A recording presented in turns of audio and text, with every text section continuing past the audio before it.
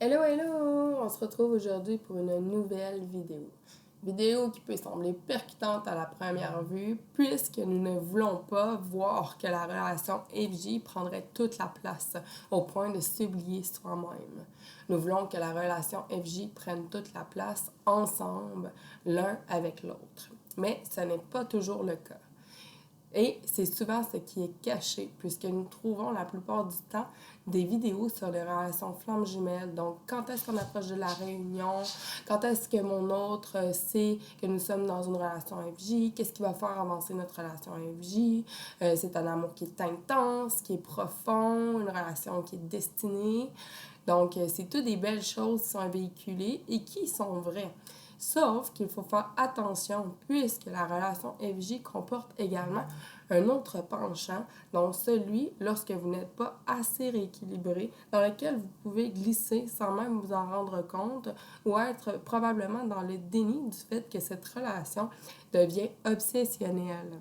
Donc, quand la relation FJ prend toute la place dans ta vie, que ton autre devient une obsession au point que tu y penses jour et nuit, que tu en rêves et que tu aimes ton autre à la folie, cela peut prendre une tournure qui est négative pour toi-même dans ta propre vie.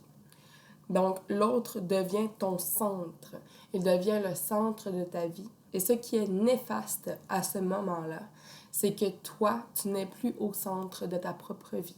Donc, tu attribues tout ce que tu vas faire, dire, penser et être en lien avec ton autre et non plus pour toi-même d'abord et avant tout. Et oui, c'est là où est-ce que cela peut devenir dangereux.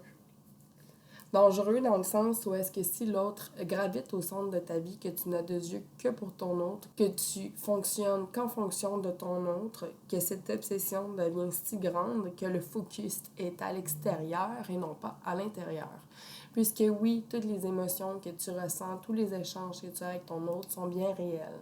Sauf qu'il ne faut pas oublier qu'une relation va dans les deux sens. Si tu essaies de reconquérir ton autre ou que ton autre refasse à nouveau partie de ta vie, puisque tu es nostalgique par un passé où est-ce que vous avez cohabité ou que vous avez eu une relation ensemble qui était tellement formidable, intense et belle, à ce moment-ci, à ce moment précis, si ton autre n'est pas dans ta vie, ou du moins n'est pas en relation directement avec toi, je ne veux pas te dissuader de faire quelques actions en ce sens, mais seulement faire attention du fait qu'il ne faut pas qu'agir en son sens. Donc, il ne faut pas s'oublier soi-même au point d'être tellement obsédé par l'autre que l'on s'oublie soi-même. Il ne faut pas non plus que les petits échanges, bref, que tu as avec ton autre, que ce soit par message, par téléphone, en interaction ou quoi que ce soit, deviennent une source de bonheur inépuisable. C'est-à-dire que si ton autre est en silence radio et que les brefs petits moments où est-ce que tu as une interaction avec ton autre ou que ton autre fait une petite apparition dans ta vie, il ne faut pas prendre ces petits moments pour le bonheur absolu, car ils sont bien éphémères et très rares.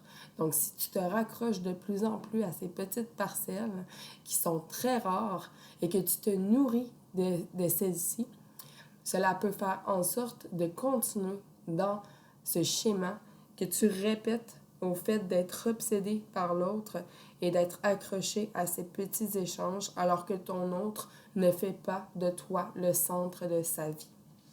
C'est également une relation déséquilibrée du fait que tu as que des yeux pour ton autre, tu vas tout faire dire, penser et tu vas être extrêmement contente d'avoir des nouvelles de ton autre, mais ton autre ne vivra pas la même chose. Il va faire sa vie, se concentrer sur lui-même et quand bon lui chante, il viendra te faire un petit coucou, sauf que ce ne sera pas la même chose pour toi, puisque pour toi, tu es tellement axé sur l'autre que tu oublies de vivre ta propre vie.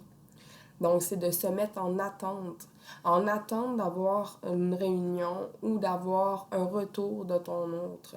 Tu mets ta vie en attente, tu mets ta vie sur pause pour ton autre. Donc, lorsque ton autre fait une apparition, tu es tout disponible, tu n'attendais que ça, tu es tellement heureux et lorsqu'il disparaît, tout ça recommence.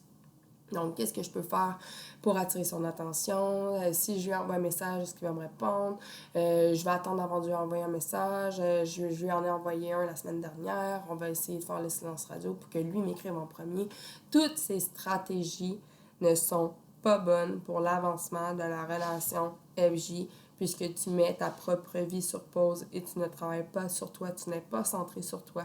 Ce que ton autre ressent inévitablement et ce que ça va faire, c'est que ça va renforcer ton comportement et donc tu vas devenir de plus en plus obsédé, de plus en plus centré sur l'autre et l'autre, à l'inverse, il va de plus en plus se détacher de toi. Donc, c'est un faux bonheur de croire aux petites parcelles et aux stratégies pour pouvoir attirer l'attention de ton autre, pour pouvoir peut-être espérer d'être à nouveau avec cette personne. De plus, il est très important, puisque quand la relation FJ prend toute la place, ce n'est pas sain, c'est déséquilibré et tu n'es pas axé sur ton propre épanouissement et ton propre avancement. Donc, c'est un faux bonheur de croire que de cette façon, ton autre reviendra. Également, si tu es dans une relation que tu crois être avec ta FJ et que cette relation FJ prend toute la place, seulement pose-toi 2 minutes et demande-toi si tu es bel et bien dans une relation de flamme jumelle.